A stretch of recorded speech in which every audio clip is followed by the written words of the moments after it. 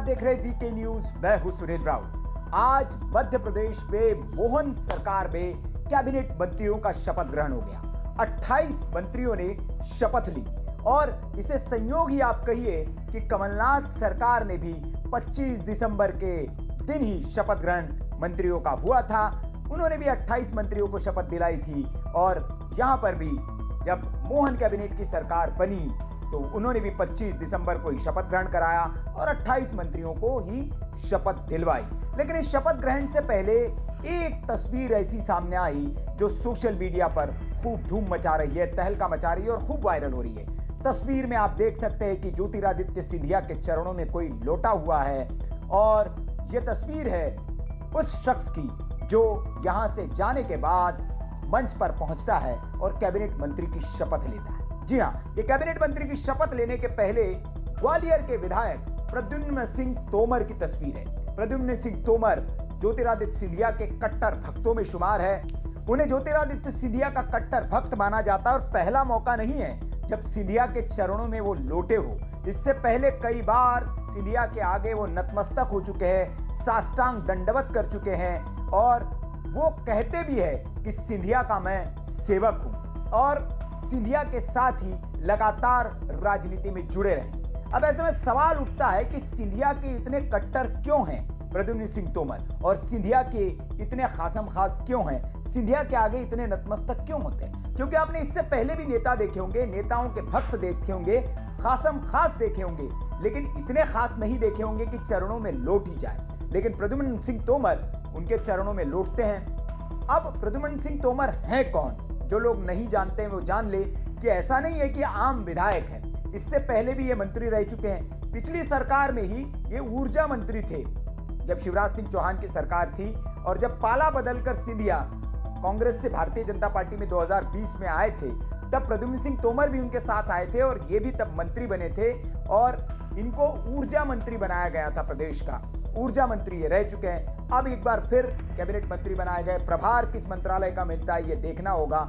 लेकिन तोमर साहब की अगर हम बात करें तो तोमर साहब जो है इसी तरह के मिजाज के। चुनाव से पहले ये खूब चर्चा में आए थे।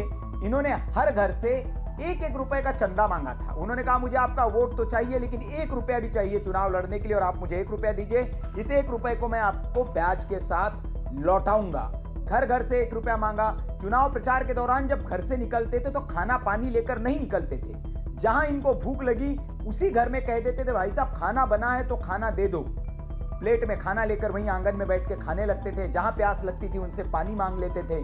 जहां चाय पीनी होती थी वहां चाय पी लेते थे। ऐसा नहीं कि सिर्फ चुनाव के दौरान करते। 5 साल प्रद्युम्न सिंह तोमर साहब इसी रंग में, इसी मूड में रहते हैं। कभी उन्हें टॉयलेट से गुजरे और टॉयलेट अगर गंदा नजर आया तो खुद ही टॉयलेट चमकाने लग जाते हैं। गंदा नाला नजर आया तो नाले में कूदकर खुद ही सफाई करने लग जाते हैं। और कोई हाथ ठेले वाला व्यक्ति अगर बुजुर्ग उन्हें हाथ ठेला ढकेलते हुए दिखता है तो उसकी पीड़ा अगर इनसे नहीं देखी जाती तो खुद ही हाथ ठेला धकेलते हुए उसे मंजिल तक पहुंचा देते हैं। तो इस तरह के वीडियोस इनके सामने आते रहते हैं और ये काम वो कर चुके हैं। हॉस्पिटल एक बार गए, वहां का टॉयलेट इन्हें गंदा दिखा तो खुद ही इन्होंने फिनाइल डाला और चमकाने में जुट गए थे। बड़े चर्चा में आए थे। सड़कें शहर के खराब थी जब, तो इन्होंने कहा जब तक सड़कें बंद नहीं जाएंगी मैं चप्पल पाँव में नहीं पहनूंगा, जूते चप्पल, और सड़क न होने का दर्द क्या होता है जनता का उसको मैं महसूस करूंगा, तो पाँव में चप्पल पहनने से मना कर दिया। तो इस तरह की इनकी जो है व्यक्तिगत छवि जो है वो है और व्यक्तिगत इसी तरह के वो एकदम आम जनता के बीच में रहने वाले नेता है। और अगर इनके राजनीति की बात करें तो 1984 में इन्होंने राजनीति की शुरुआत की थी छात्र जीवन से, जब सिंधिया ने पहला अपना चुनाव लड़ा था ग्वालियर से ही। तब सिंधिया का प्रचार इन्होंने युवा नेता के बतौर पूरी कमान संभाली थी और प्रचार किया था। तभी से सिंधिया के साथ कनेक्ट है। उसके बाद 90 से 2000 के बीच में ये युवक कांग्रेस के सचिव रहे। प्रदेश के युवक कांग्रेस का मौका मिला सिंधिया की वजह से इनको।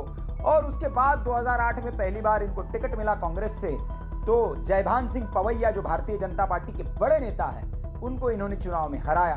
अगले चुनाव में 13 में टिकट मिला तो 13 में भी जयभान सिंह पवैया को हराया। फिर 2018 में टिकट मिला तब भी जयभान सिंह पवैया को हराया।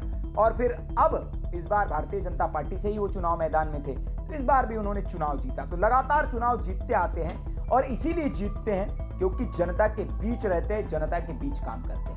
तो ये वो प्रद्युम्न सिंह तोमर है और इनकी तस्वीरें ऐसी कई आपको मिल जाएंगी कि सिंधिया के चरणों में वो सीधे लेट ही जाते हैं। तो आज कैबिनेट में शपथ ग्रहण तो हो गया, लेकिन केंद्रीय मंत्री के चरणों में एक कैबिनेट मंत्री मध्य प्रदेश का लेटते हुए देखकर ये बहुत सुर्खियों में रही। हालांकि सिंधिया ने इनको तुरंत उठाया, उसके बाद सिंधिया ने इनको गले लगाया और गले लगाकर उनको बधाई दी कि आप मंत्री बनने वाले हैं। उसके बाद अगर हम 18 की बात करें तो कमलनाथ सरकार में भी मंत्री रह चुके, फिर शिवराज सरकार में भी इनको मौका मिला था।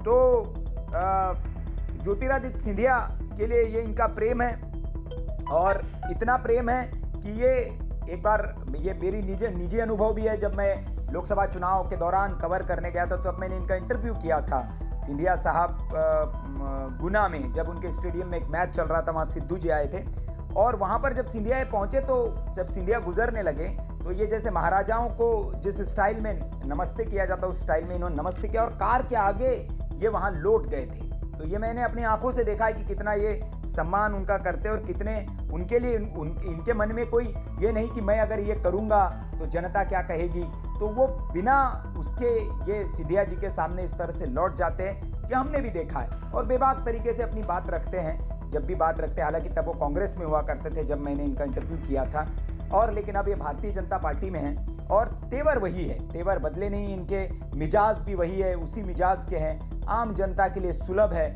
और आसानी से मिलते हैं, सरल स्वभाव के हैं और जनता के बीच में रहना पसंद करते हैं। तो ये है प्रद्युम्न सिंह तोमर जो बड़े चर्चा में आए, महाराज के चरणों में ऐसे लेट गए जैसे भगवान के चरणों में भक्त लेट जाता है। तो इस खबर पर आपकी जो भी राय है वो कमेंट करके हमें जरूर बताएं। वीडियो अच्छा लगा हो तो लाइक करें, शेयर करें और ऐसी खबरों के लिए आप देखते रहिए वीके न्यूज। नमस्कार।